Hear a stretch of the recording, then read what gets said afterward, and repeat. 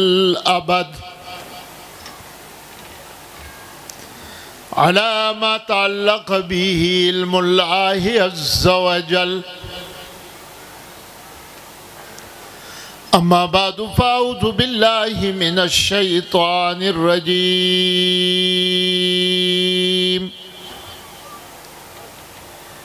بسم الله الرحمن الرحيم. إنا نحن نزلنا الذكر وإنا له لحافظون. وقال وإذ تأذن ربكم لئن شكرتم لأزيدنكم ولئن كفرتم من عذابي لشديد. صدقت يا رب العالمین. گران قدر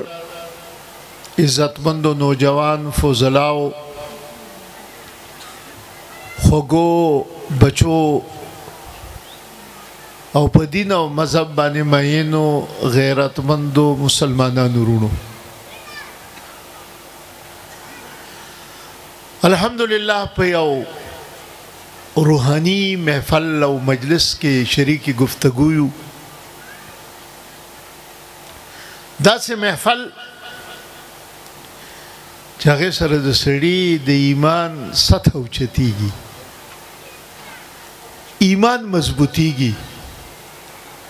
د خدای عظمت په زړونو کې پریوزي، د خدای د وعده حقانیت سړي ته څرګندېږي.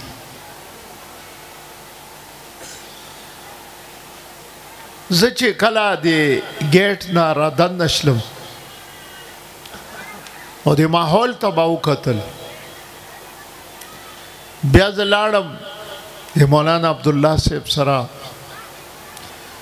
دغه ځای کې کېناستم. دا نور فضلا او دا ملګري وو،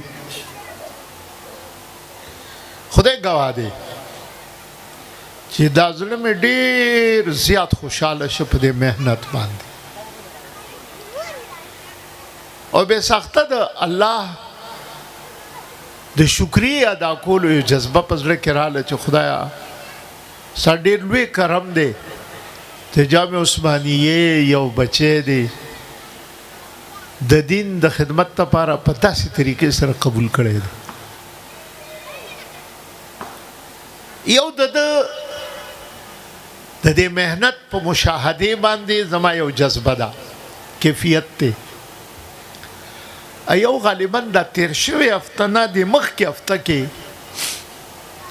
زه اسلام آباد ته ختم بخاري دپاره لاړم، یو لویه مدرسه وه. هغې د جامعې دوه فضلا ما ته کېناستل. یو فاضل راته وی جي زما 19 ګریډ ته زه پرموټ شلم او زه 19 ګریډ ته لاړم. ابل وی چې جي زه 17 نه اوس 18 ته شلمه. ما وی شکر دی.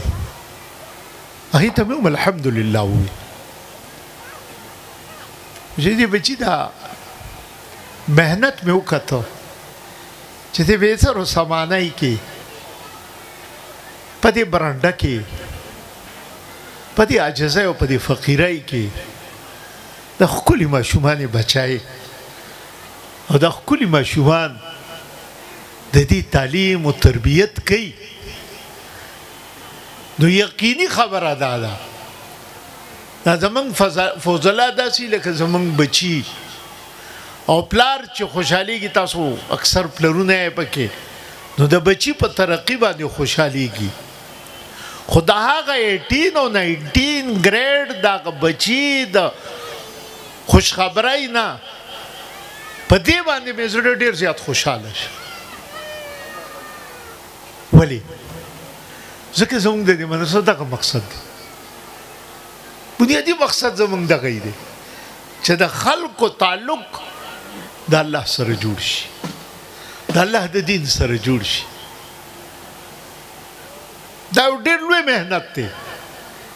یو لوی مدرسه چلول لوی کار دی خو په داسې بې سر و سامانۍ کې ستاسو دې بچو باندې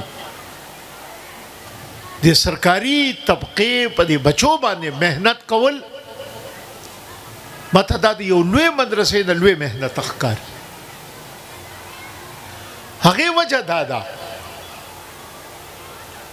چې مدرسو ته موږ څخه کم بچي راشي هغه بچو بننے بنائے ہوئے لیکن دے معاشرے کے چھے محنت کئی نو دا دوگنا محنت کولو ضرورت پیخی گی اور دی دین کار کے چھے صبر تکلیف در تا پیش کی گی وہی نو دمر سڑی تا خدای دیر یادی گی پدے دا دین دا محنت دے دا سی چھے پدے کے راحت خی جو خدا او که تکلیف ډیره خدا ولی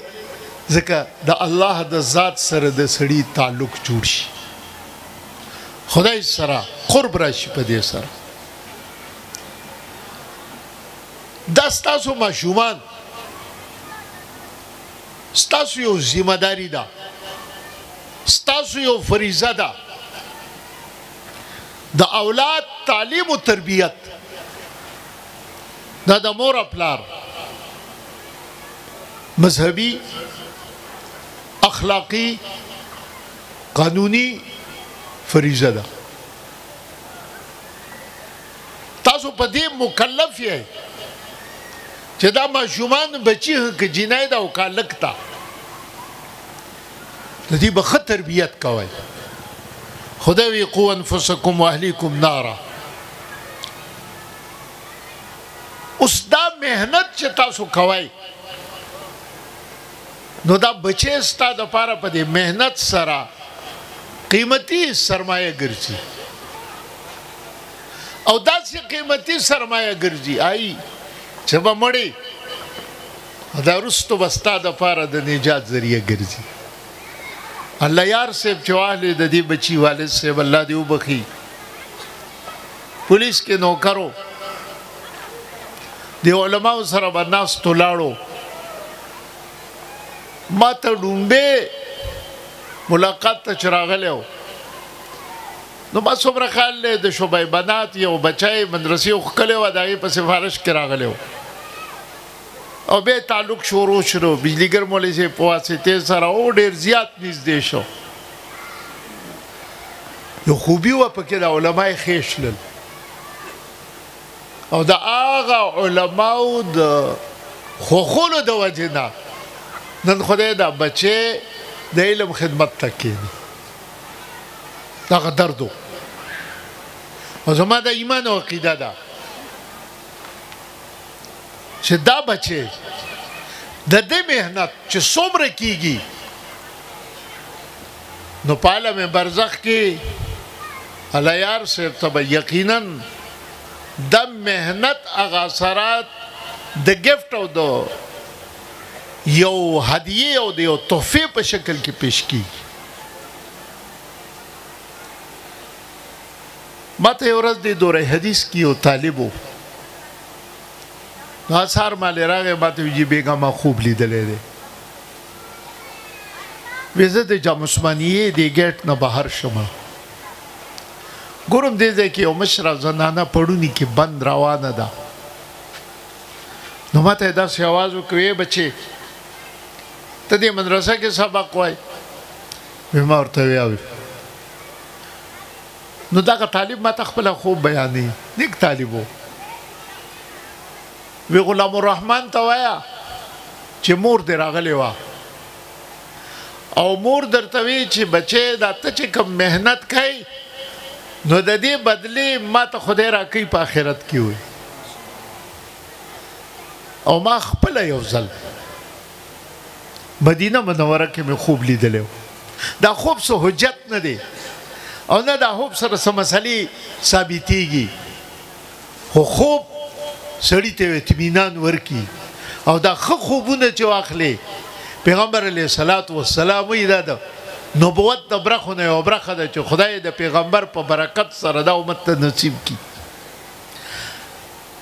حج لتلی او مزوما شیخ صاحب رحمت الله علیه ما سنجان صاحب رحمت الله علیه منګه مکه مکرمه نه حج چوک لاړو مدینه منوره ته ورځ دوله بیا واپس سیوا زه بیمار شلم نو دی بیماری تبه مې و حرم ته لا نړم کمره کې وم او د زړه مې ډېر درد کو چې خدایا ولې حرم ته لا نړم نو موږ به وګورئ شلم نو شپې خوب وینم خوب دا اینم چې خوب کې قیامت جوړ شوی دی آخرت ته نفسی نفسی دا حساب و کتاب دے ته جلک دے دی میں خوب سا پور زمانی ذہن کے تر و تازہ دے بیا پا دی خوب کے سو علم برزخ تا تلیم او دارا توم دے چید علم برزخ دا سے دے چه علیین تا رسے دلیم علیین برا دے سجین لان دے دے چه علیین تا تلیم نو علتم یو دعا مشاہدی اکللی یو مشاهده مې د اعمالو وکړله نو زما ته چا نقشه اوسه پورې کوم یاده د ما وې زه بره داسې ولاړم او د لاندې د دنیا د اعمال نیک کارونه چې څومره کېږي دا د خدای دربار ته داسې اوچتېږي الیه یصعد الکلم الطیب والعمل الصالح یرفعه نو دا اعمال چې د خدای دربار ته اوچتېږي دا داسې دي لکه زه چې کوم نقشه ګورم چې لکه یو لفټ وي دا لوی لوی بورډینګونو یا د لوی لوی هوټلو کې دا لفټونه وي نو دا د لفټ په شکل کې د اعمال او د لفټ کې د دې اعمالو بیل بیل ټری داسې پراته دي او په دې ټری کې ډېر ښکلي ښکلي اعمال هغه د خدای دربار ته داسې بره روان دي نو منځ کې یو ښایسته عمل پروت دی یو ښایسته ټری ده هغه ډیکوریټ شوې ده او دا ګلونه نو زه چا نه په دې خوب کې تپوس کوم زم دا عمل څه شی دی ما ته وی دا عمل مونځ دی د خلکو مونځونه بره خدای ته ځي بیا ویم دا څه شی دی وی دا روژه ده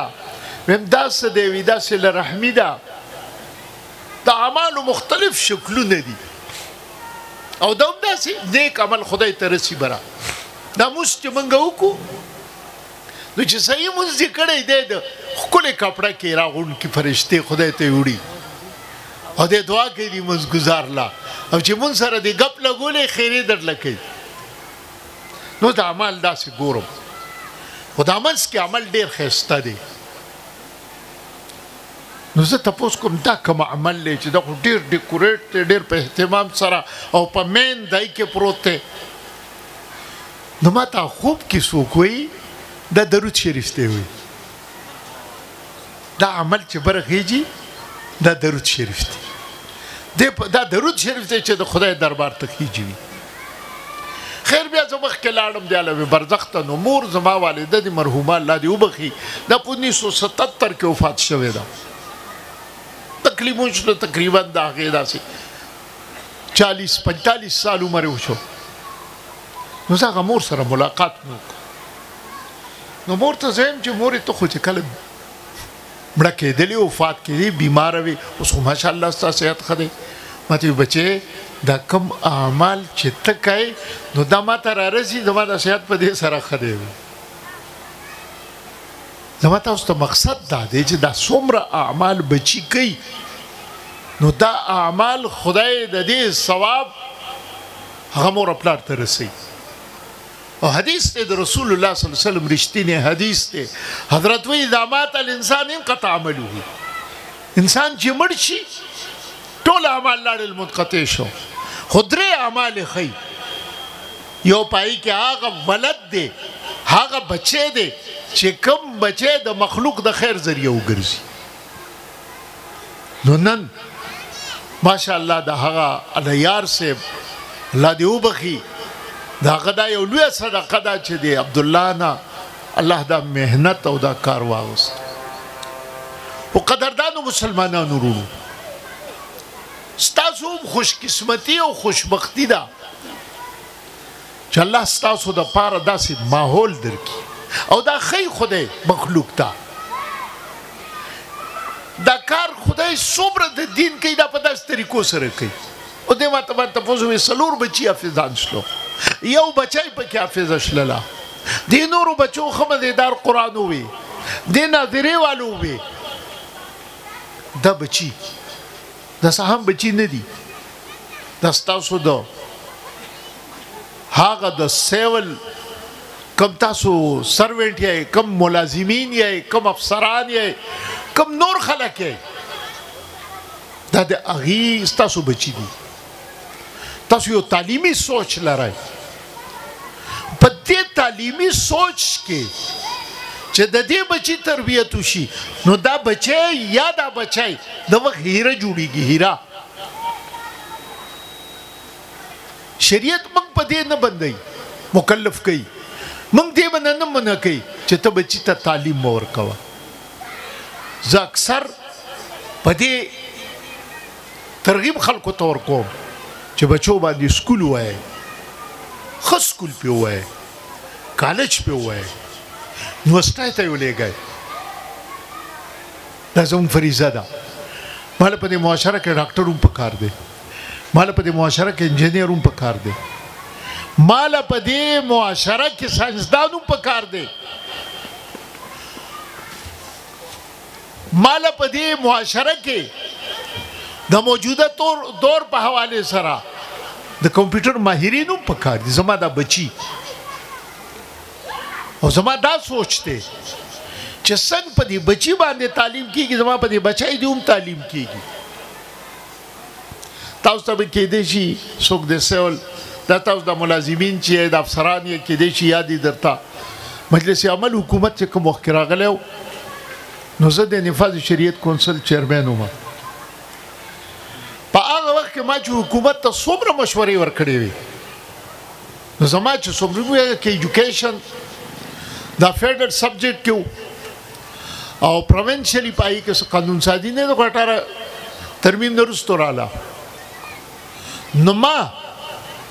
مشورې چې هغه وخت کې حکومت ته ورکړې وي د یو په مشورې په هغه وخت کې دوراني صاحب چې په عمل کړو د خواتین میډیکل کالج ما حکومت ته هغه وخت کې وي چې زما د پښتون معاشرې یو ثقافت دی یو تهذیب دی هغه دا دی چې دلته زما د بچی زما د خویندې زما د میندې زما د دې معاشرې زنانه دا د پردې د حیا او د عزت یو خوبي لري سړی دومره نه کېږي مثال توسې دا مخلوط نظام تعلیم ته بچی ولیږي نو دا زموږ فریضه ده حکومت ته وایي چې دې جینکو ته مستقل میډیکل کالج ورکا چې په هغې کې خواتین صرف خواتین په هغې کې دخ کېږي ما ته هغه وخت کې دوراني صاحب وي چې جي دې ته بیا ښځې ځي نه جینکۍ به ځي مې چې ښځې وي هغه به ځي چې ښځې نه وي هغه به نه ځي غم مه کوه ته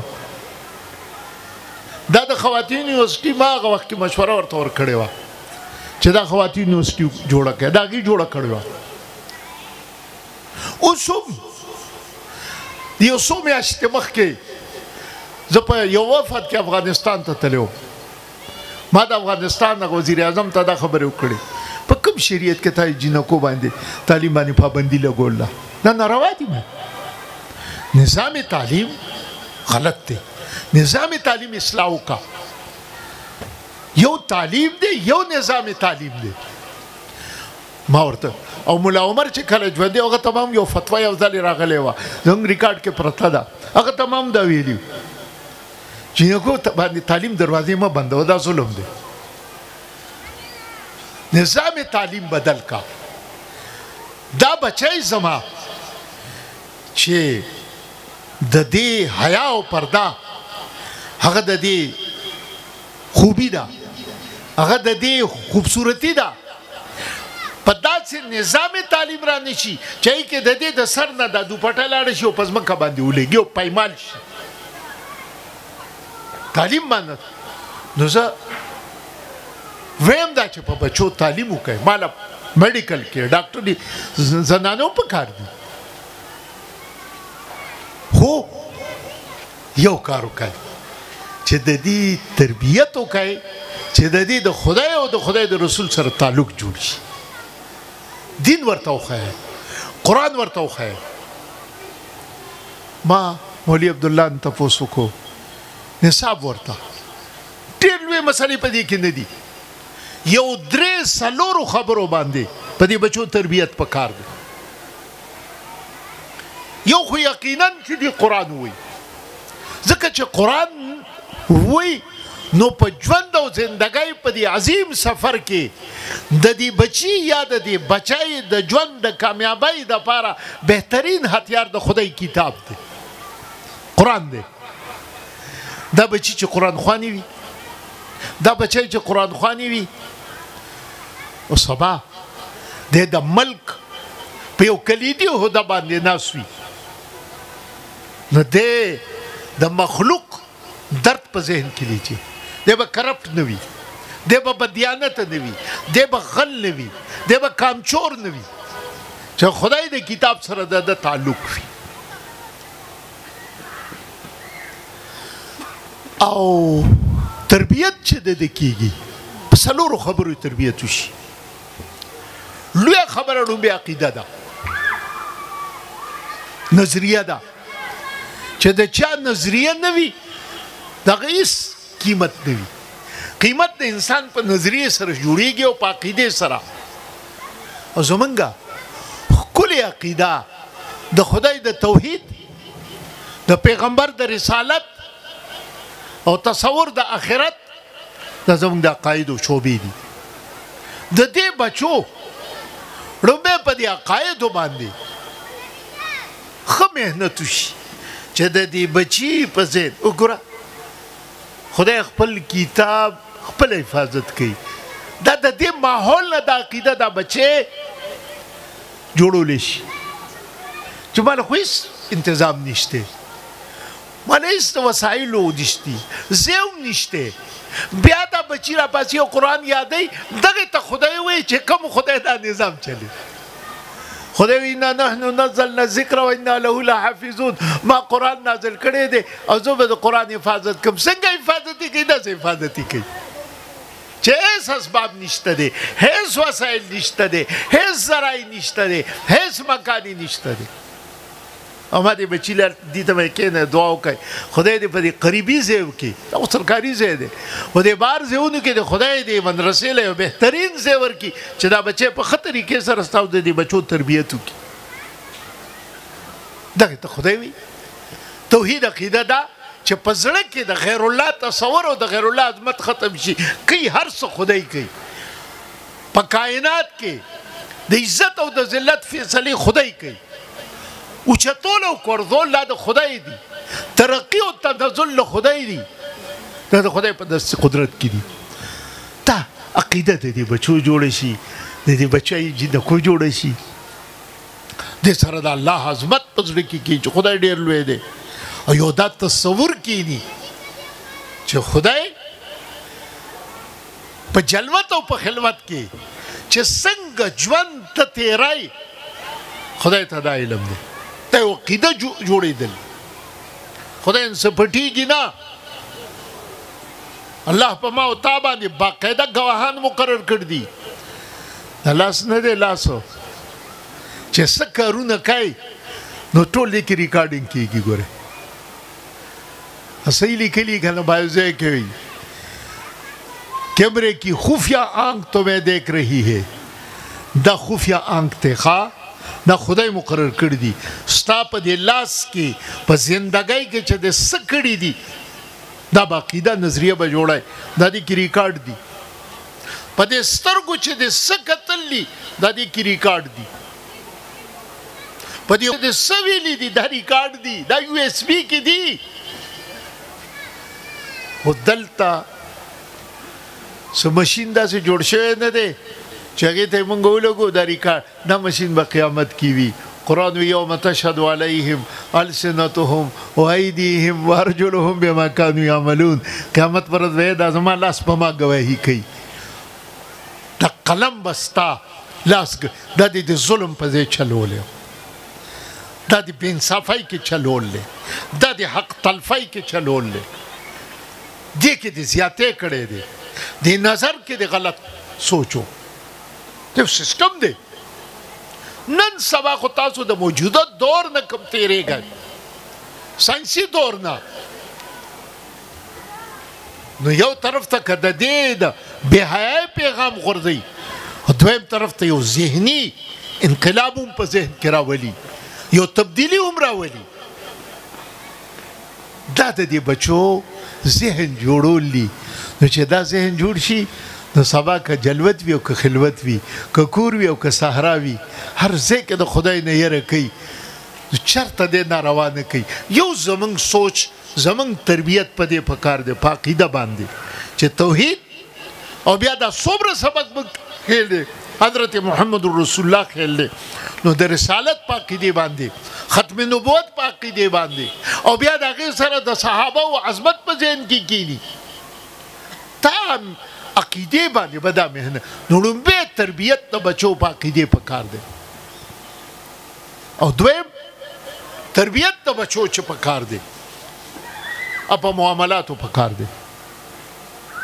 موږ ته دا پته نشتی ستاسو د بچو کې سبا دا پرزه په کوم ځای کې سیټ کېدی شي او دا ډېر وي داسې دغه تاسو خلکو کې و دې دفترو کې کلاس 4 وي هغه بچې د علاقې انتظامی سربراہ شي یو سیکشن افسر وي دا غزوې تاسو ګورئ لاړ شي په مخه باندې جرنیل وي ډاکټر وي سپتال ورته حواله وي هیلث ډپارټمنټ ورته حواله وي دغه ستاسو دی بچو کې اوس داسې سړي باندې محنت وشي نو دی چې سبا کوم ځای ته ځي نو دی به هلته د مسلمانۍ کردار سره به ځي دی به هلته چې کله ځي نو دی به د معاملاتو خیال کوي حرام نوړی نه به ځان بچ کوي بدقسمتي زمونږ دا ده چې دې بچو نه د تربیت موږ په سکول کې توقع نه ساتو کالج کې نه ساتو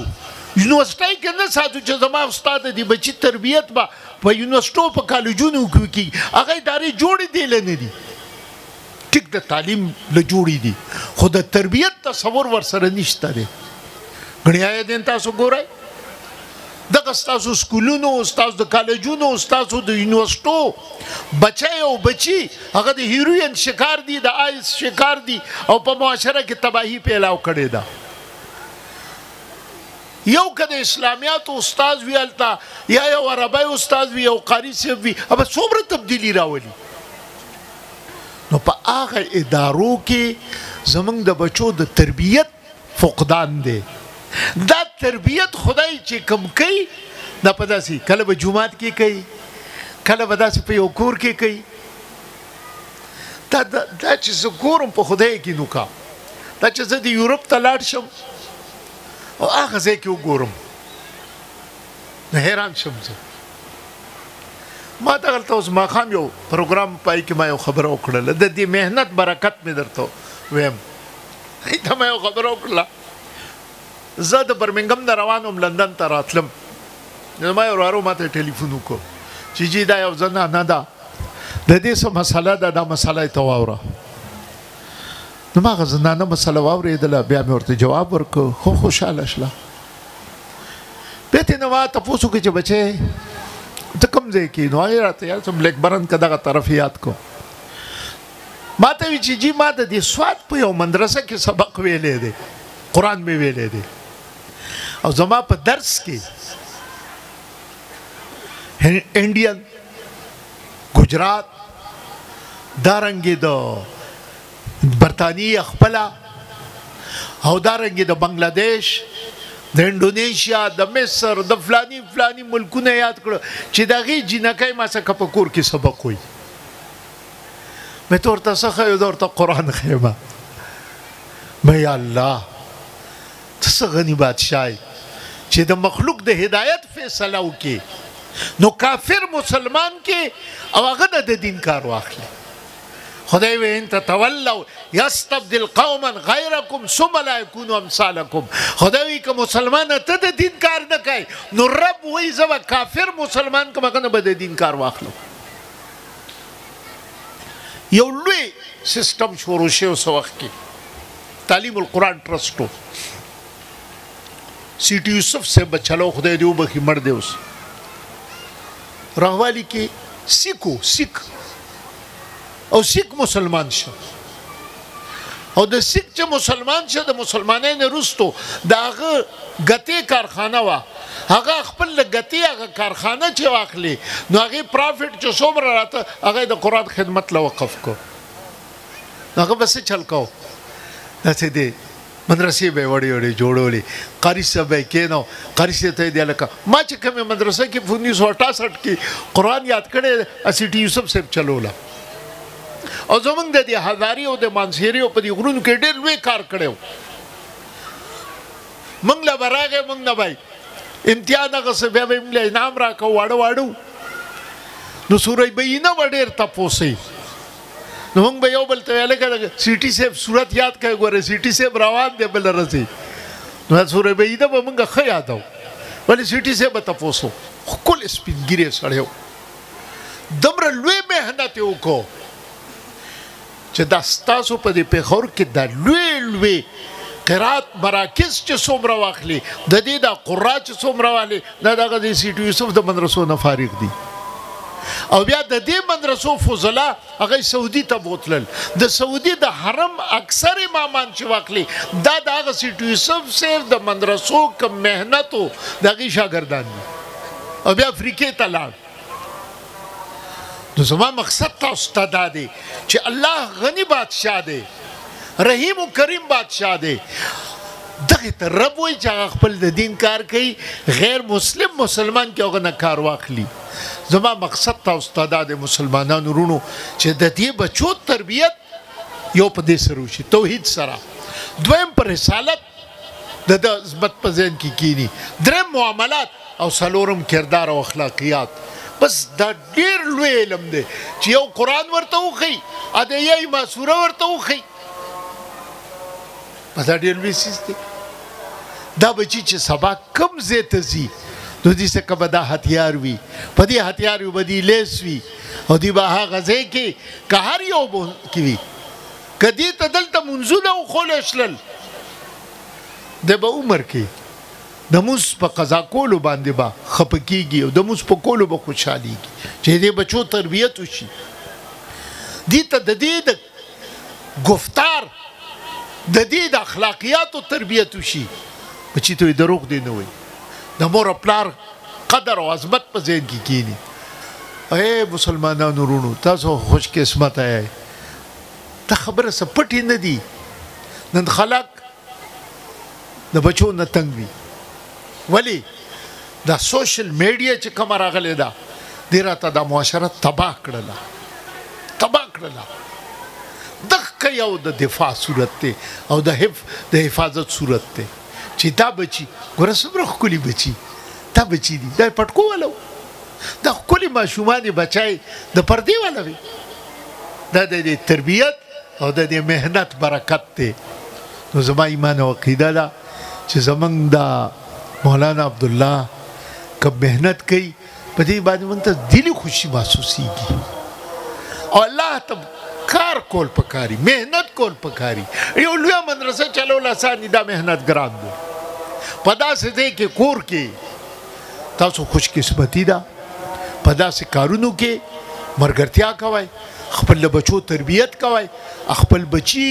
دې ته لیږئ او باقاعده د دې سره ملګرتیا کوئ انشاءالله د هغې برکات او اثرات به دی چې ستاسو دا بچي به سبا د معاشرې هغه قیمتي بچي وي په دې باندې به امت فخر کوي عبدالقدیر خان څوک خو دغه معاشرې یو بچی و پوره د امت مسلمه قابل فخر سرمایه درته ګرځېدلې ده نیک سړی نیک افسر دیندار افسر څوک خو دغه معاشرې خلک دي په دې کې به دا معاشره کې دغه کېږي او بعضې خلکو نه خدای کار واخلي دا له چې ذهن ښیي ذهن بای سړي ذهن خرابي نو دې وجې نه خدای د دین کار نه اخلي زه چې په دې دغه باندې روان یم کندې موټر وی باندې نو دې بعضې جوماتونو ته وګورم ښکلې نقشې یې ښه کلاوې د کړي بې ساخته چې چا یې ډیزاین کړی چا یې د نیارې پروپوزل پیش کړی هغه له دعا وکړم خدای چا چې دا پیش کړی دی ته د دنیا او آخرت ښایسته کې مغفر ولې یو ښه سوچ دی چې مزګزار ته فایده میله دا کله کېږي د دین کار دی یو سړي نه هله خدای اخلي چې د په زړه کې عظمت وي دی تاسو څومره چې ناست یئ د دین عظمت په زړه کې پیدا کړئ د دین مینه په زړه کې پیدا کړئ د دین محبت په زړه کې پیدا کړئ که دا تاسو وکړو خدای به ستاسو دا بچي ستاسو دپاره د آخرت ذخیره وګرځي نورې د خدای بندګانو ځان به مړ کړئ حرام که څه درته میلاو شي بله ورځ ما یو واقعه کتله د ایدي په حالاتو کې لوی کار یې کړی خدای بخونکی دی الله دې وبخي هغه وایي چا ته تپوس کړی وي دا دومره مړي لمبای دا دومره مړي خخای چېرته څه داسې یو واقعه د ذهن کې راغلی ده اوس مخې ته درته راغلی ده چې سبق آموز وي بیا یو ورځ موږ ته ټلیفون وشو کراچۍ دا لوی سرمایهدار خلکو چې دلته راشئ دا مړی پروت دی او دا ویسه خخ کوي دا ولمبه وایي خخې کوي وي زه ورسره لاړم هغه واقعه کې لیکي وي چې زه ورسره کله لاړم نو دې دروازې ته داسې ورسېدلو نو دې کې یو سړی سوټ بوټ کې دننه راووته یو لفافه یې ماته راکړه یہ لے لو اس میں پیسے زیادہ ہیں اب بس اس کو تربیت جس کو غسل دے دو اور اس کو دفناؤ اور بس لے جاؤ مردہ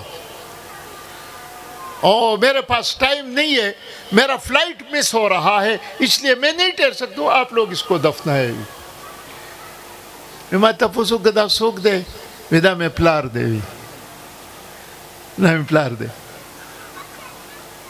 وی دی کہ هغه طرف نه گاڑی نه आवाज وشو او فلانی اب سے فلائٹ مس ہو جائے گا پھر نہیں پہنچ سکو گے چھوڑو ان چیزوں کو چھوڑو یہ لوگ دفنا لیں گے ما وی آئی ہائی دا سړی زویش دی خو دا سړی لاوارثه دی او ما سره یو ځل واقعه داسې شوې وه زما یو دوستو ما ریټایرمنټ یې چې وشول وی افسر و نو مونځ له به نه راته زه به لاړم ما به ورته وایي چې یاره خټک صاحب داسې وکړه مونځ شروع وکړه مونځ ډېر رغبت سره مې شروع کړه بیا ورځ ملا سره روان چې د ماښام په مونځ وی دې ته دومره زر ولې کوې خو نیمه ګنټه درې په سر بر کوه که ده هغه وی دې وخت کې نه کېږي وی ولې نه کېږي خو لیټ ودرېږه که ده خیر ما ډېر رضا کو او بیا مې وله امام مقرر کړ دیرې ته به مې وله لیږه خیر ما خو خیر دی بھائی ته نیازبین یې زمونږه نو بیا چې یو ورځ یې وصیت یې کو ما ته مفتي صاحب مې ولې وی چې زه مړ شم که نه زما جنازه به ته کوې ما ورته خټک صاحب زما په جنازو دې خدای نه بخي په ارام کښېنه خپل اعمالو ته زور ورکړه وی زما دا یقین دی وایي ژړل وی که تا زما جنازه وکړه خدای ته دې ما دپاره وژړل وی ما خدای بخي وي مې دا ډېره ښه ده چې ستا دومره عقیده ده سړیه ځکه هر ځای کې یم نو زه به جنازې له ستا حاضر شم خیر کله چې مړ شه نو زوی ما ته ټلیفون وکړو دوه زامن دي ښه لوی لوی افسران دي ما ته ټلیفون وکړو وی جي خټک صاحب مړ دی او وصیت کړی چې مفتي صاحب به جنازه کوي مې خاص څه وخت یې فلاني وخت زه لاړم جنازې له وصیت یې خو کړی و په خدای کې نو که زه چې په مصله ودرېدم او شاته دا خلک ولاړ دی نو یو زوی ډاکټر و سپیشلیسټ و هغه هغه ځای کې ولاړ و سګرټ یې لګولی و او بل زوی انجینیر و هغه ورسره هم څه ګپ شپ کې لګیا و دواړو سګرټ لګولی و دواړو خدای ته چې ما داسې وکتل نو ډېر غوسه شلم هره جنازه خو مې وکړله د مولا خو دغه مجبوري چې تاسو له جنازې نه کوو نو نور به څه کوو پوه شلې که تللې خو کار دغه دی نور بخله په خدای دی که بخي که نه بخي خو موږ خو جنازې وکړو جنازه چې وشله نو وروسته ما دواړه زامن یې راوغوښتل ما ورته بچې ډاکټر ته ما وي تا چې سپیشلایزیشن کوې FRCP دی کوله MRCP دی کوله نو ستا د پلار بینک نه 2 لکه په سود باندې راغستې وي ته برطانیې ته لېږلی دا زه د دې ګواه یم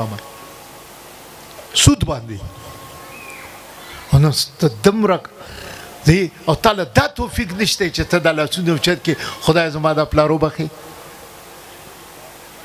زمونږ د معاشرې دا حال دی بس یو پیغام تاسو ته د کوم دا بچي ستاسو ښه تربیت یې وکړئ ښه تعلیم پې وکړئ ښه سکول کې داخل کړئ ښه کالج کې داخل کړئ چې کومې شعبې کې د بچي نفسیات وي که میډیکل کې هغې ته یې ولېږئ که انجینیرینګ کې هغې ته یې ولېږئ که کمپیوټر ساینس باندې هغې ته یې ولېږئ که مثال تو سره آرمي ته ځي هغې ته یې ولېږئ که نور سیول ملازمتونو ته ځي هغې ته یې ولېږئ خو یو کار وکړئ خدای دپاره هغه دا ده چې د بچي تربیت ته د وکړه د ښه مسلمان کا بس چې دا د مسلمان که دا ستا بچی دی دا ستا دپاره به دعا کوي او دی به ستا دپاره د نجات ذریعه ګرځي زما د زړه نه دعا ده الله دې د مولانا عبدالله ته بهتر توفیق نصیب کړي او الله دې د ده د محنت دپاره یو بهترین ځای نصیب وګرځي او دا لر نه ده انشاءالله زه اوس نه دته مبارکبادي ورکوم خدای به دې ځای کې نږدې درله ځای راکړي انشاءالله او خدای به کوي کار د دې بچو اخلاص سره محنت کوه درد سره کوه چې دې بچو خدای ته جاړه دې بچو له